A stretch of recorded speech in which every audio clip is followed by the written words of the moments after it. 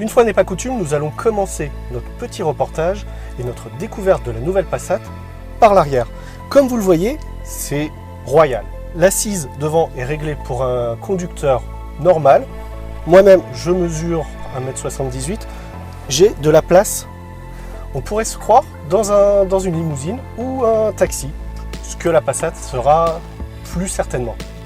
Mais allons découvrir d'autres petites nouveautés dans cette Passat.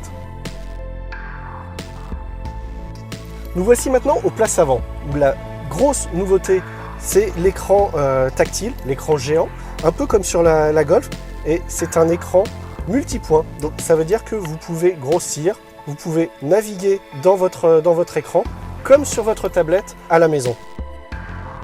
Nous sommes ici dans le break, où vous pouvez découvrir un affichage 100% digital, comme dans l'Audi TT. C'est d'ailleurs la même technologie qui est reprise, habillé façon Volkswagen. Ce sera en option sur la Passat et vous pourrez aussi avoir en option un affichage tête haute façon Peugeot 3008 via une lame qui se lèvera.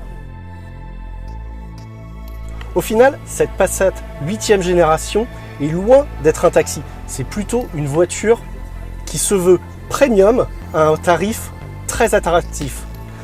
Nous en saurons plus lors des premiers essais qui auront lieu en octobre prochain, juste après le Mondial de Paris.